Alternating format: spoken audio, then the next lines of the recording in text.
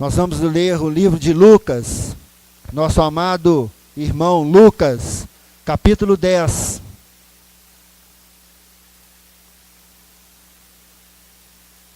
Depois da ministração da palavra, teremos a ceia do Senhor.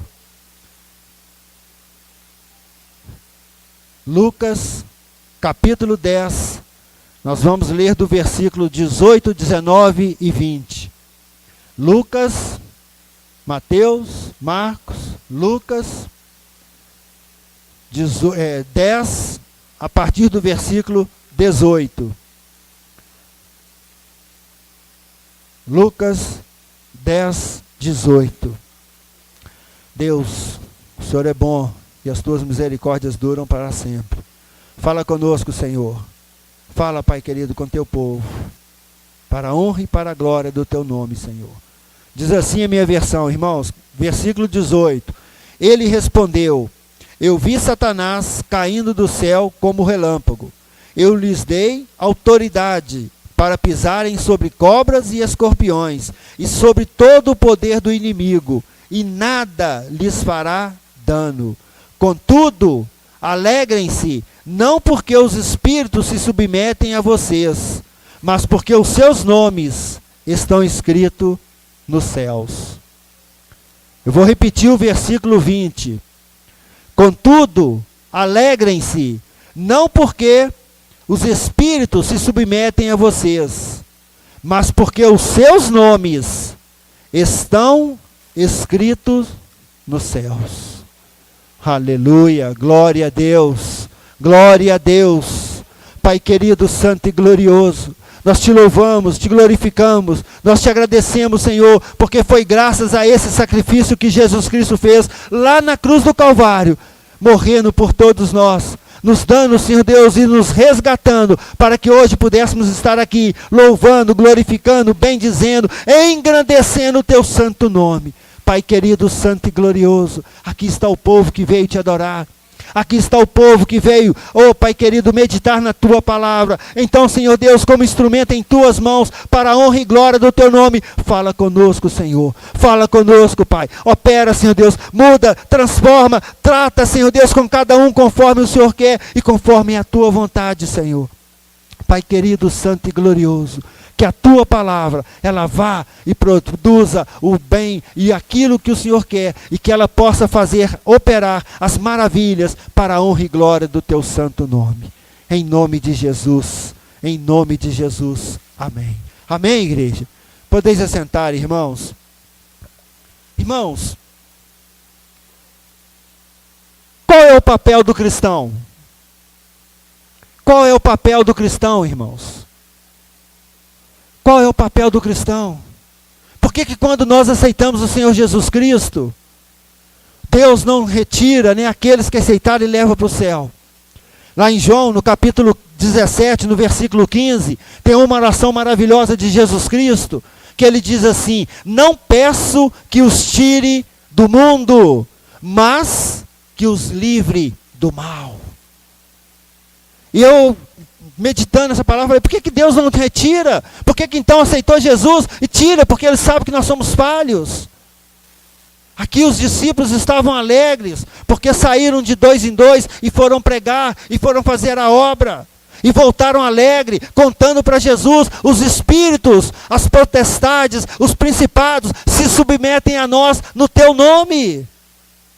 E esse relato você só vê aqui em Lucas. Não tem em outro evangelho, não tem, é só aqui em Lucas.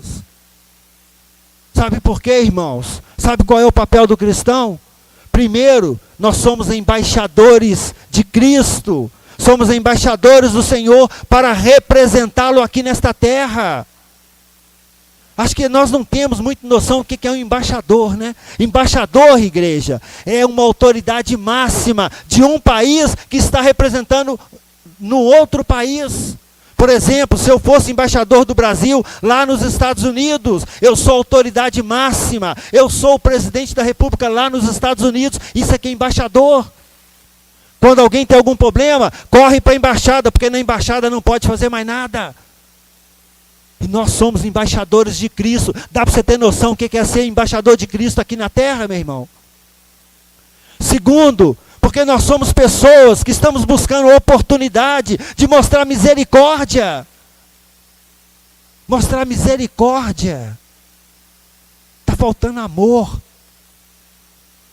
Nós estamos vendo aí as novelas, os filmes, tudo aí é vingança. É vingança. Não se tem mais misericórdia. Ah, pastor, o senhor não sabe, aprontou comigo, né? Eu sou convertido, eu sou muito bonzinho, dou meu dízimo, mas mexeu comigo, já era. Não tem misericórdia. Bem-aventurados misericordiosos, por quê? Herdarão misericórdia.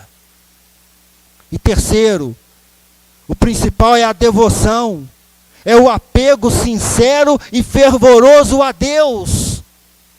Nós devemos ser adoradores, temos que ter e dedicar tempo para ouvir e para meditar e para cumprir a palavra de Deus, ter comunhão com Deus. O tempo está sendo uma coisa escassa, porque nós temos tempo para tudo. Eu estava no ponto esperando o ônibus vir, tinha uma senhora sentada, uma jovem senhora sentada com 2 crianças no ponto lá esperando o ônibus. O tempo que eu fiquei, até a hora que eu saí, os meninos brincando para lá e tal, ela pegava a criancinha, põe no colo, mas o tempo todo ela estava no zap, só olhando, vendo, digitando, fazendo, acontecendo, e os meninos brincando para lá. Nós temos tempo para zap, nós temos tempo para televisão, nós temos tempo para um monte de coisa, menos para vir ou para estar na presença de Deus, para dobrarmos os nossos joelhos e orarmos, para buscarmos esse Deus. E o que Jesus quer, meu irmão? O que Jesus quer de mim e de você é que nós venhamos a proclamar, a pregar o Evangelho a todas as nações, que nós sejamos luz, que nós sejamos sal, e por isso Ele escolheu você. Ele escolheu você. Qual é o Evangelho que você está pregando? Qual é o testemunho que você está dando? Jesus escolheu, foi a mim e a você. É você que Deus quer usar. É você. É você que Deus quer usar. E aí é claro, né, que tem muitas formas de ajudar, tem muitas formas de fazer. Você pode cantar se você tem o dom, você pode tocar se você tem o dom, você pode pregar se você tem o dom e foi chamado, você pode contribuir financeiramente. Nós podemos fazer muito para a obra de Deus. Podemos fazer muito para a obra de Deus. Nós temos que ajudar, temos que cooperar. Temos que fazer o que for possível para a obra de Deus crescer. E Jesus não disse que seria fácil, igreja. Jesus não disse que seria fácil, não. É interessante que aqui nesse capítulo 10, no versículo 2, olha o versículo 2 aí do capítulo 10. Está dizendo assim, olha, ele lhes disse, a colheita é grande, mas os trabalhadores são poucos. Portanto, peçam ao Senhor da colheita que mande trabalhadores para a sua seara. Jesus mandou ir de 2 em 2, e depois Jesus fala assim, olha, os trabalhadores são poucos. E é interessante que a gente vê quantas pessoas que fazem, é só marcar evento na igreja. Quais as pessoas que vêm aqui ajudar? São os mesmos, é um grupinho pequeno. São os mesmos. E aí Jesus está dizendo assim, olha, peçam, né? Portanto, peçam ao Senhor da colheita, peça para Deus, que mande trabalhadores para a sua seara. Jesus podia ter orado aqui, olha, Pai, alivia o caminho deles, asfalta o caminho, né? A vereda, aonde eles vão passar, tira as pedras, tira os buracos, põe tudo bonitinho, retinho, gostoso, para que eles possam caminhar. Jesus não orou pedindo isso, Ele orou pedindo para que nós tenhamos mais pessoas dispostas a trabalhar e fazer a obra de Deus. Eu não posso, irmãos, eu não posso orar a Deus pedindo para que Ele envie o pastor Lenilson no meu lugar. Eu não posso orar pedindo outro para fazer aquilo que é para eu fazer. Isso é um privilégio, é um prazer meu. Isso é, se eu sou filho, se eu sou um adorador. Jesus vai prover todas as suas necessidades, meu querido. A gente anda preocupado com muitas coisas. E a gente chega até a falar que não tem tempo para vir à casa de Deus, porque eu tenho que trabalhar, eu tenho que ganhar dinheiro. E tem mesmo, meu querido. Você tem que sustentar a família. Mas Jesus então, né, ele falou lá em Mateus lá que ele ia suprir as nossas necessidades. E aqui no capítulo 10, no versículo 7. Olha o versículo de número 7. Do mesmo capítulo 10. Fiquem naquela casa e comam e bebam o que lhes derem, pois o trabalhador merece o seu salário. Não fiquem mudando de casa em casa. Jesus vai providenciar tudo que você precisar para fazer a obra dele, meu querido. Se a nossa fé for do tamanho de um grão de mostarda. Vocês já viram o grão de mostarda do tamanho que é a semente? Jesus vai prover tudo o que nós necessitarmos, meu irmão. Para que nós possamos fazer a obra de Deus. Nós temos que confiar, temos que crer. Sabe? Quando a gente está trabalhando, irmãos, é interessante, irmãos. Deus tem sido maravilhoso e eu creio que com todo mundo. Às vezes eu estou ali no ponto, hoje mesmo, eu saí da escola dominical, fui lá deixar minha irmã, o carro da minha irmã em casa. Aí vim para pegar o 11 aqui. Estou parado ali, falei, não, a Gonza, essa confusão toda, a 11 está demorando e tal. Parou um conhecido, buzinou. Oh, beleza. Você está indo para casa? Eu falei, estou, embora. Fui de carro novo, irmão, de graça. Deus providencia, meu querido. Deus providencia tudo, os mínimos. Eu estou cantando coisa boba.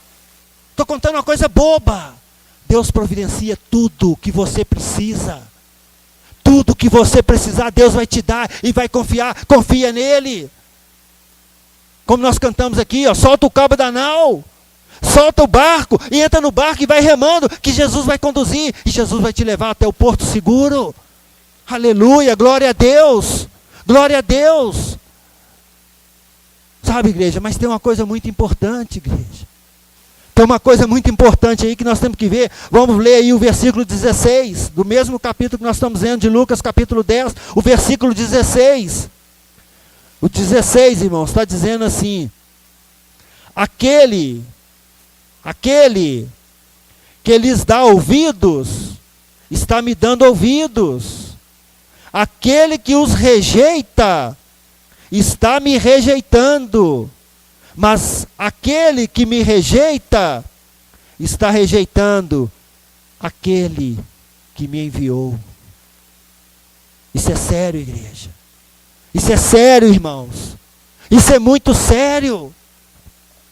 Porque está dizendo aqui, olha, aquele que te rejeita, não está te rejeitando, está rejeitando é Cristo, está rejeitando é o Senhor Deus Todo-Poderoso. Não rejeita, meu irmão. Não rejeite. Mateus capítulo 7, versículo de 21 a 23, vai falar que nem todo aquele que está na casa de Deus, né? Nem todo aquele que diz Senhor, Senhor, entrará na casa de Deus, entrará no reino de Deus, mas somente aqueles que fazem a vontade do meu Pai. O fato de estar aqui dentro não te garante ir para o céu não, meu querido. O fato de estar aqui não te garante ir para o céu não, minha querida. Porque nem todo aquele que diz Senhor, Senhor, entrará no reino de Deus, mas somente aquele que faz a vontade do meu Pai. E é interessante que se você continua, do 24 ao 27, vai falar o que o pastor Samuel pregou aqui domingo passado. Quem estava aqui domingo passado? Vocês lembram da pregação de domingo passado, igreja? Lembra? A casa não caiu? Por que a casa não caiu? Porque ela estava firmada na rocha. Aonde você está pondo a sua confiança? É no dinheiro? É no Temer? Ou é no Bolsonaro que vai assumir? É no Aécio? Em quem você está botando a sua confiança? É porque você tem muito dinheiro? Você tem um padrinho forte? Ou porque você é forte e vai trabalhar? Em quem você está botando a sua confiança? Mateus 7, de 24 a 27, vai falar isso. A casa tem que estar edificada na rocha. Tem que estar edificada na rocha. Sabe por quê? Porque nas duas casas, a tempestade, os problemas, as aflições eram as mesmas. A que bateu na casa do crente, bateu na casa do ímpio. A tempestade é a mesma. Depois você compara Mateus 7, 24 a 27, leia comparando as duas. Se for o caso, pega um caderno, anota, irmão. Põe lá, soprou o vento. Dá uma chuva forte. Inundação. Põe lá e vai olhando, vai anotando. Você vai ver que as duas sofreram a mesma quantidade de tempestade, de problemas. Mas uma casa caiu e fala que foi grande a sua ruína. A outra não caiu. Não caiu por quê? Porque estava edificada na rocha. Estava edificada na rocha. Irmãos, estava conversando até com o pastor Lenilson aqui, a gente estava falando antes de começar o culto. E eu tenho certeza que todos que estão aqui, puderam perceber e ver que essa semana foi uma semana, essas 2 semanas passadas, né? Foi uma semana bem conturbada, né? Uma semana que nós tivemos aí problemas que eu, sinceramente, nesses meus anos de vida, eu tenho muitos anos que eu não vejo, ou que eu não vi uma coisa assim. Faltou gás de cozinha, né? Faltou alimento nas mercearias, o supermercado não tinha pão, algumas mercadorias, né, faltaram, legumes, né, faltou gasolina, faltou um monte de coisa. Quando você achava pagando caro, leite está quase R$3 o litro, né? Todo mundo acho que viveu isso, né? Vão economizar, quem não andava a pé passou a andar, porque não tinha gasolina, né? Ou então ia de gasolina, ou ia com o carro, né? Mas economizando o máximo possível, então não vou dar uma voltinha, eu tenho que ir para o serviço, então eu vou para o serviço, e eu vou voltar e tal, e o negócio ali regrado, e contado, porque eu não sei, enfrentar fila, e dormiu no posto, e passou a noite toda. Todo mundo viveu, né? Essa situação, todo mundo viu, e foi uma coisa bem difícil, né? Eu tenho certeza que todo mundo, de alguma maneira, sentiu um pouco dessa pressão. Mas você sabe o que eu estava pensando e meditando, igreja?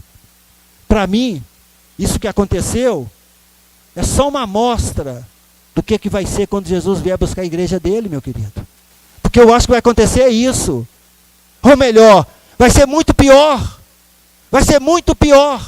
Tá? Você vai procurar e não vai ter. Você vai querer e não vai poder. Está na palavra de Deus. Está na palavra de Deus. Imagina se essa crise que nós tivemos de 10 dias, né? Vamos falar assim, 2 semanas. Imagina se essa crise durar 1 ano. Imagina se essa crise durar 1 ano. Imagina, meu irmão. Você 1 ano vai sair catando lenha para fazer sua comida, minha irmã? Porque você vai sair, mas eu também vou sair. Então nós vamos ter que disputar lenha. Você vai pegar água da onde? Porque não vai ter água. Você vai pegar qual alimento? Nós vamos disputar, porque eu também vou pegar. Isso foi só uma amostra. Só uma amostra. Isso é só um, vamos falar assim, um ventinho de leque. Só para sentir o que é quando Jesus vier buscar a igreja, e quem não tiver o nome do Senhor Jesus Cristo escrito, vai ficar e vai comer, com todo respeito, vocês me desculpem, mas vai comer o pão que o diabo amassou. Eu já ouvi essa expressão e acho, né, deve ser uma coisa horrível, né? Porque, além de tudo, o diabo é sujo, né? Então, você imagina ele pisar num pão todo sujo, né? Mateus, Apocalipse, capítulo 3, versículo 5. Pode abrir, igreja. Apocalipse, capítulo 3, versículo 5. Você imagina quanto que vai custar 1 litro de leite, se tiver uma crise dessa? Quanto que vai custar um botijão de gás, se tiver uma crise de 1 ano? Se é que vai ter, né? Quem tiver, quanto que vai vender? Apocalipse capítulo 3, versículo 5, vai dizer assim, olha, o vencedor, mas tem que ser o vencedor, será igualmente vestido de branco, e jamais, eu vou repetir, jamais apagarei o seu nome do livro da vida. Jamais ele vai ser apagado se você for fiel a Cristo agora, hoje. Não é crente meia boca, não é crente Raimundo, né? Nada contra as pessoas se chamarem Raimundo, mas eu não posso ter um pé no mundo e um pé na igreja. Eu estou na igreja e estou fazendo outras coisas erradas. Eu tenho que ser um crente fiel, eu tenho que fazer e cumprir a vontade do Pai, porque Ele me chamou para pregar um evangelho maravilhoso, é boas novas. É isso que nós temos que fazer, igreja. E a gente está envolvido, né, com tantas coisas. Ontem nós tivemos lá no Encontro de Casais, e o palestrante do Encontro de Casais falou uma coisa que eu fiquei preocupado. E eu olhei em quase todas. Aliás, eu vou dizer que eu olhei em todas as Bíblias que eu tenho lá em casa. Não estou dizendo que eu tenho muitas não, mas eu tenho algumas Bíblias lá em casa. Eu olhei em todas. Quem esteve ontem lá no Encontro de Casais, só ouviu. Ele falou que essa versão que nós temos da Bíblia, e eu procurei e realmente não tem. Nas Bíblias que eu tenho, não tem. Apocalipse capítulo 21, versículo 8. Apocalipse capítulo 21, versículo 8. Eu vou falar por quê, enquanto vocês abrem. Porque foi tirado. As versões, elas foram sendo mudadas, e cada vez que vai mudando, né? E aí, alguns estudiosos, né, começaram a fazer e tiraram algumas palavras. Porque no hebraico é uma coisa, e aí quem traduziu começou a cortar alguma coisa e mudou, e tirou uma palavrinha, que é interessante, irmãos. E eu já eu já li essa versão, que tem, eu acho que eu tenho a Bíblia lá em casa, que fala essa versão. Eu tenho inclusive uma Bíblia católica, eu olhei até na Bíblia católica. Tem uma palavrinha escrita.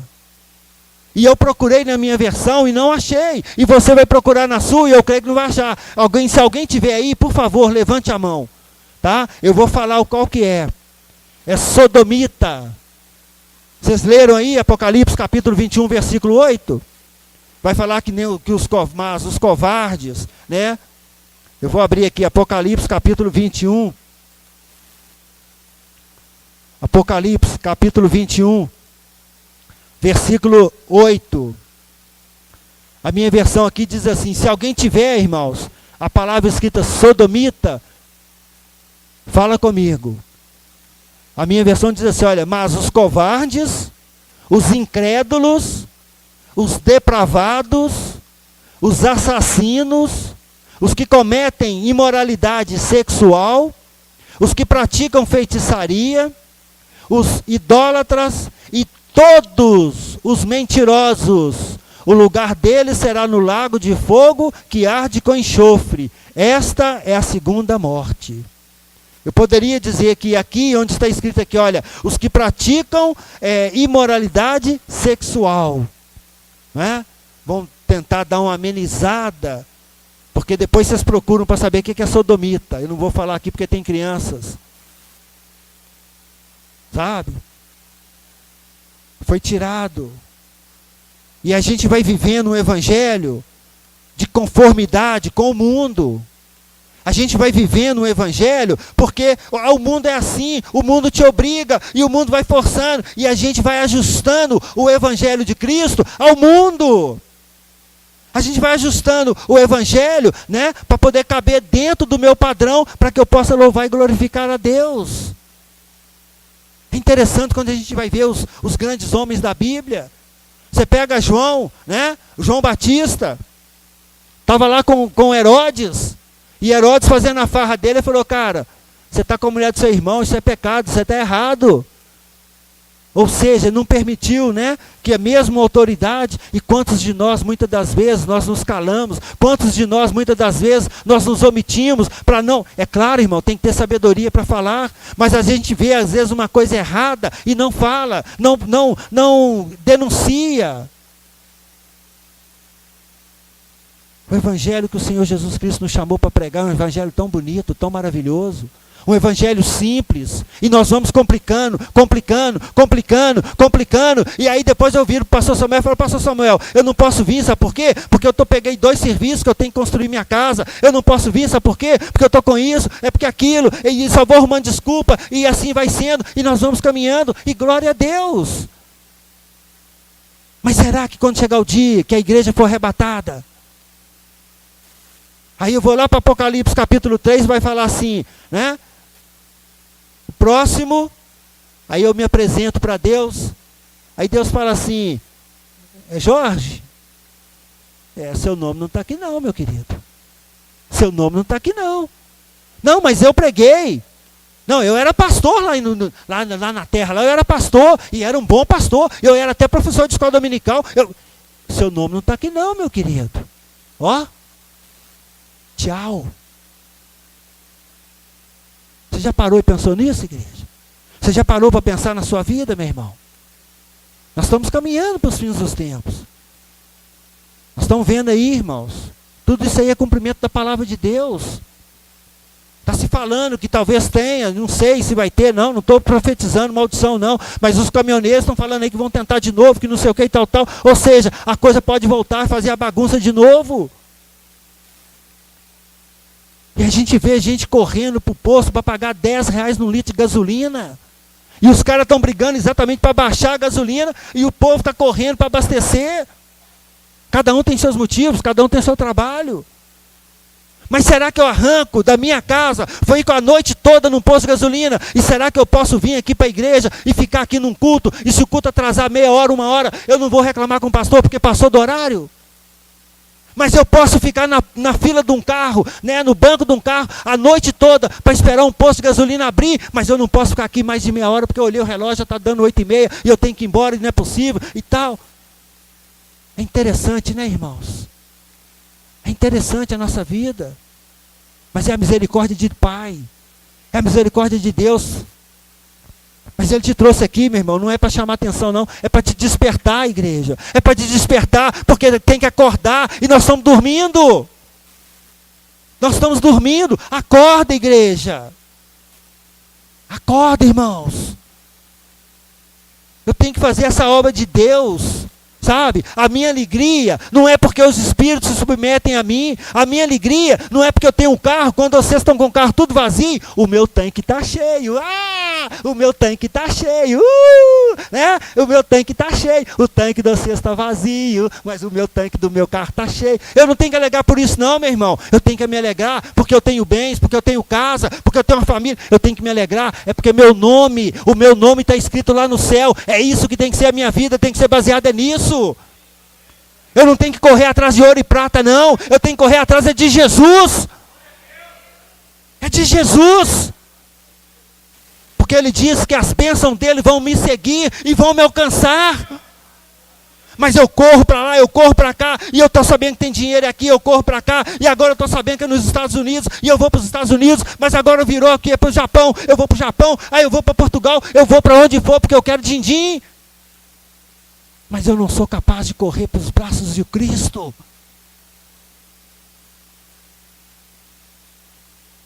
E eu ainda digo que eu amo a Deus. Eu ainda digo sou cristão. Glória a Deus, aleluia. Desperta, igreja. Nossa alegria, nosso prazer tem que ser em fazer a vontade do Pai. Nossa alegria é pregar um evangelho de perdão, um evangelho de amor. Sabe, a gente vê dentro de casa, eu falei isso aqui na sexta-feira, a gente vê dentro de casa familiares, né, irmão que não conversa com o irmão, ou irmão que não conversa com a irmã, ou o pai que não conversa com a filha, ou a filha que não conversa com o pai. A gente vê isso dentro de casa. O problema é dele, né? Não posso fazer nada, o problema é dele, a salvação individual. É a salvação individual, mas qual o testemunho que eu estou dando para mudar essa situação? O que depende de mim, eu tenho que fazer. Eu tenho que buscar Cristo. Eu tenho que mostrar Cristo. Eu tenho que testemunhar de Cristo. Contudo, alegrem-se, não porque os espíritos se submetem a vocês, mas porque os seus nomes estão escritos nos céus. Eu fico pensando nessa situação aqui. Jesus pegou, chamou 70, em algumas versões falam 72, Jesus chamou 70 discípulos, e não eram os apóstolos, ele chamou 70 pessoas. Falou, olha, vocês vão de 2 em 2, preguem o evangelho. E aí Jesus ainda fala com eles assim, olha, não leva comida, não leva sapato extra, não leva bolsa extra, Vai, prega. Na casa que você entrar, você saúda com a paz do Senhor. Se tiver alguém da paz, a paz vai reinar ali. Se não tiver, ela volta para você. Mas entra na casa e coma e beba do que te oferecer ali. E aí os discípulos vão, os 70 vão, fazem a obra, e quando voltam, se você ler um pouquinho antes, você vai ver que eles estão alegres e satisfeitos, e chega para Jesus e fala: Senhor, que maravilha, Jesus, que maravilha, nós saímos, nós pregamos, nós curamos, e nós libertamos possessos, e fizemos isso, fizemos aquilo, e foi maravilhoso. E aí Jesus vira para eles e fala assim: olha, vocês têm que ficar alegres, não é porque o demônio se submete a vocês, não. Porque eu dei autoridade para vocês. Eu dei autoridade para vocês. Isso aí não tem que ser novidade, não. Vocês têm que estar alegres. Porque o nome de vocês está escrito lá no livro da vida. Isso tudo que nós fazemos por o Evangelho é o tesouro que eu estou mandando, sabe? Eu digo que a nossa vida aqui, igreja, a gente está arrumando material para construir uma casa lá no céu.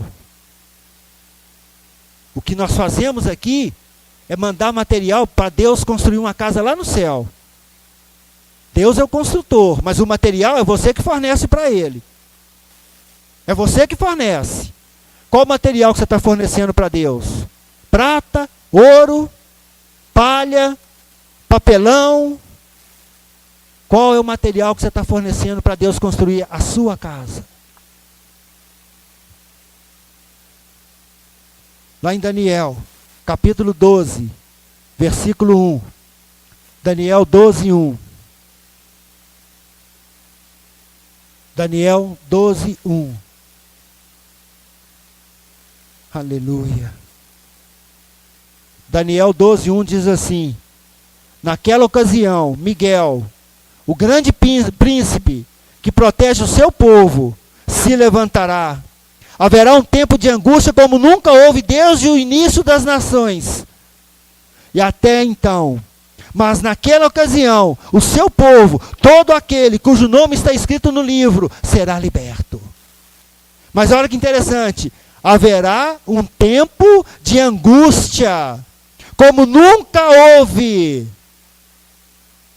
Haverá um tempo de angústia como nunca houve. Vamos lá rapidinho para Apocalipse capítulo 3. Apocalipse capítulo 3, versículo de número 10. Só para despertar a igreja e os irmãos. Apocalipse 3:10. Está dizendo assim, olha: visto que você guardou a minha palavra de exortação, a perseverança, eu também o guardarei da hora da provação que está para vir sobre todo o mundo, para pôr à prova os que habitam na terra. Então nós estamos vendo aí, irmãos, o que nós passamos semana passada. Não foi nada e não é nada, se nós formos comparar com o que Deus está dizendo que vai acontecer.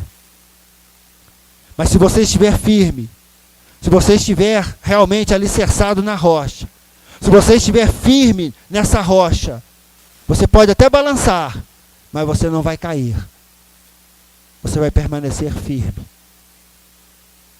Porque aqui em Daniel, haverá um tempo de angústia como nunca houve.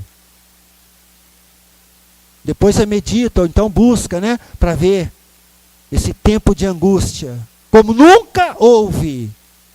Daniel, ele é um pouco também, vamos dizer assim, como se fosse o livro de Apocalipse do Velho Testamento, ou do Antigo Testamento.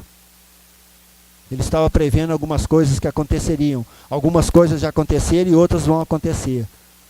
Mas ele está dizendo que naquele dia vai haver uma angústia tal como nunca houve. Deus, Ele te ama, meu irmão. Deus, Ele te ama, minha irmã. E Ele escreveu o seu nome, não foi com caneta Bic. Ele escreveu o seu nome, não foi com papel, não foi com lápis, num papel qualquer, não. Ele escreveu o seu nome, foi com o sangue do seu Filho Jesus Cristo.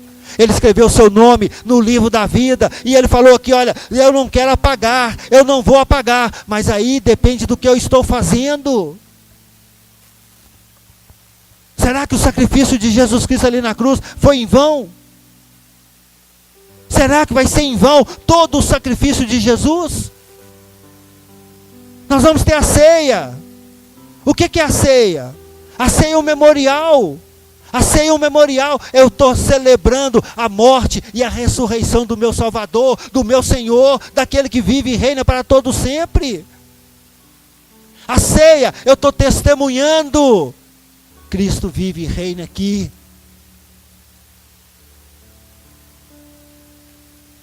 Participar da ceia, meu querido, é um testemunho da vida cristã.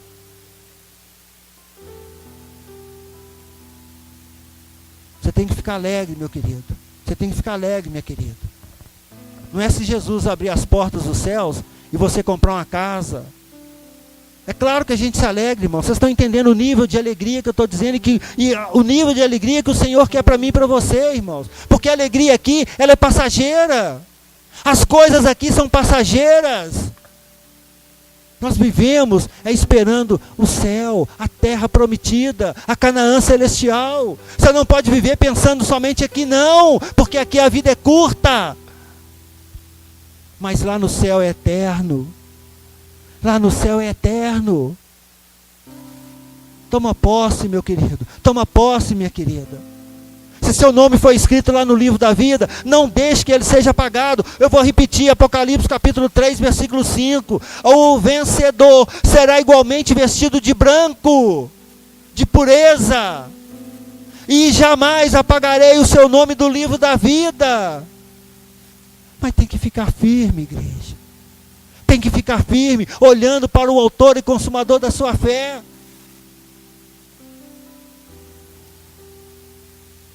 Que você possa parar e pensar como você tem caminhado esses dias. Que você possa meditar, igreja. É interessante como é que o nosso amado irmão Paulo fala lá em Romanos capítulo 12, versículo 1 e 2. Ele pede para que nós venhamos apresentar os nossos corpos como sacrifício vivo, santo e agradável a Deus. E fala que é o nosso culto racional. Mas ele vai falar no versículo 2 que nós não podemos nos conformar com este presente século. Que nós temos que renovar a nossa mente como? Através da nossa mente, nós vamos renovando o nosso corpo para influenciar e poder mudar a vida.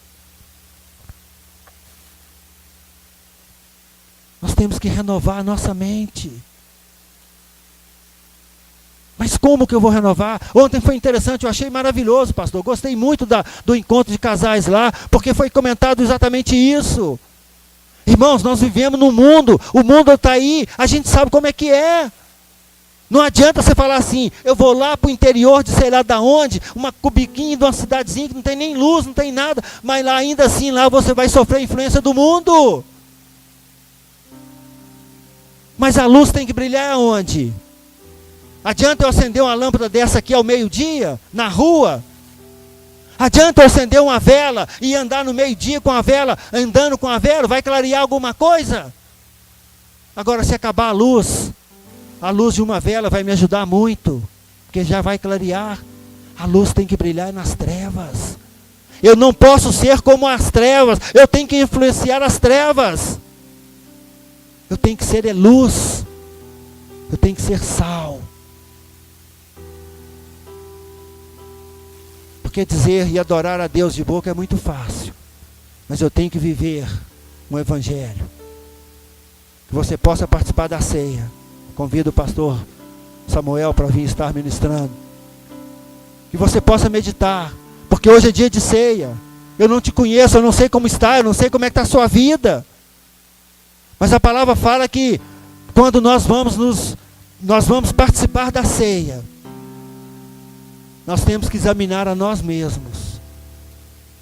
Examine-se a si, a cada um, para saber se está em condição. Não importa se você não é dessa igreja. A questão não é essa. A questão não é se você é de outro ministério e está visitando aqui. Isso não é problema nenhum. A questão é como você está com Deus. Você está em comunhão na igreja onde você frequenta? Você está em comunhão com a sua família e cristã? Você já confessou o Senhor Jesus Cristo? Você é batizado? Então você pode participar da ceia. Mas que você possa examinar, meditar, lembrando que o seu nome, se você já confessou o Senhor, ele está escrito no livro da vida. E se você não confessou, se você ainda não vai participar da ceia, porque você ainda não se batizou, não confessou o Senhor Jesus Cristo, o convite está aberto. Eu vou passar para o pastor Samuel, ele vai dar dando sequência, mas o convite está aberto. Que Deus nos abençoe, em nome de Jesus.